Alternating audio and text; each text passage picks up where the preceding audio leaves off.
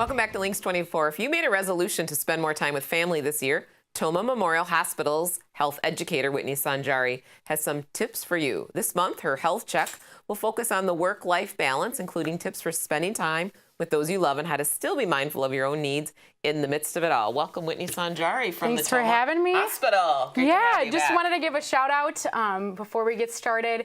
Thank you, Tomah Memorial Hospital. They are sponsoring this segment. This particular segment is sponsored by the Occupational Health and Wellness Department. Okay. We're actually opening a new clinic this summer, a new occupational health clinic where people can come on site and we'll offer on-site services like pre-employment physicals, drug screens, wellness services, rehab services, injury management, exciting. Everything. Yeah, so we've got it there. So Nick should check in for anger management. No, I'm just probably. kidding. I know. I can teach him and throw him out the window. Okay.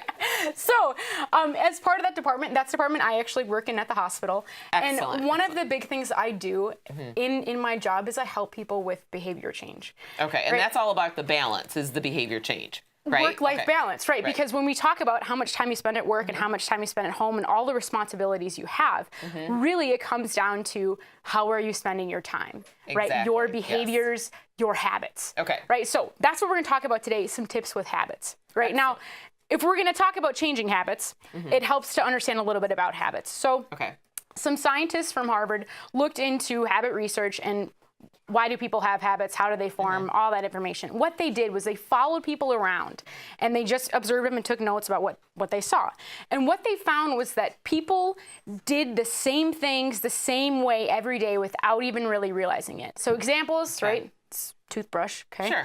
Yeah, so they watched people and every morning they'd brush their teeth and they would start in the same spot, right? So different spots for different people. Yes. They start in the same spot, right? Okay. When they have their coffee in the morning, they held it the same way, in the same hand, right? Oh, when they put on their shoes in the morning, they put the same foot first. So as I'm lifting weights, my weight people say use your non-dominant hand. Yes. Opposite before you lift on your stronger. Yeah. To just change it up. Right, because it's normal to, it's in your mind, you automatically will you'll probably go with your dominant hand because it's the one you use more often. Yes, always start on this side when you should try to start on the other to get your body out of a habit. Absolutely. So when we talk about, see, look at you already know what's going on. When we talk about habit change and changing our habits, right? First of all, we have this little demo here, right? So we both wrote our names with our dominant hand, okay? And then we wrote our names, ta-da, with our non-dominant hand, which we're actually pretty good at this. Okay, I was surprised that pretty mine decent. turned out as much, maybe because I've been using my other hand for... Yeah, so you've been trying it. Right, but what you'll find, though, is that when I wrote mine, right, I had to think about it. Sure. I don't know how yours I did have to really think through it before I did it. This one, as I'm left-handed, zipped right through it. Absolutely, because this is a habit you've developed. This one is not, right? So when we look at developing new habits, we really have to be aware of what we're doing. That's number one with changing your habits. Be aware of what you're doing. Really pay attention to it.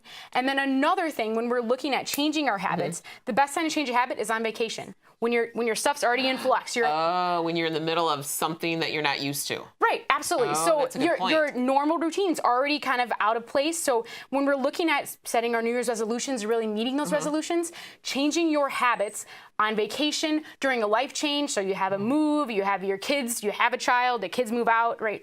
Whatever in that transition, that will actually help you make that habit change. So at the hospital, when you're working with clients and stuff like that, what are you finding like the most one or two habits that people are needing to change to balance? I know I just threw that at you, but... Absolutely. So I would say the number one is eating habits. Oh, eating, right? okay. And this is right here. Oh, this is kind of my favorite thing. Right? Crunch. We mindlessly eat, right? I sit in front of the TV and I open my chip bag. I don't know if you ever had this experience where you just kind of...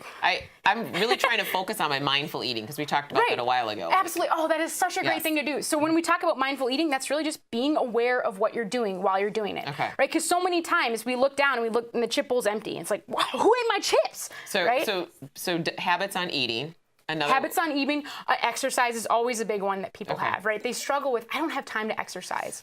So when you look at in your day, when you're so busy, you have all these things to balance, right? Work, your home life, all of these things balancing at once. How you spend your time really matters. So really being aware of the habits you have, looking at them and paying attention to what you're doing will help you squeeze out a few more extra minutes to make those behavior changes. So when you're at the Tomah Hospital, when you're working with clients, I wonder, like, do you talk to them about their screen time? What's their passive time, and how much time are they on Facebook? And you could spend that 30 minutes doing yoga. Do you Absolutely. Is that something that? Yep, is that an example of yep, that? Each appointment is individualized to what's going on with the person, Okay.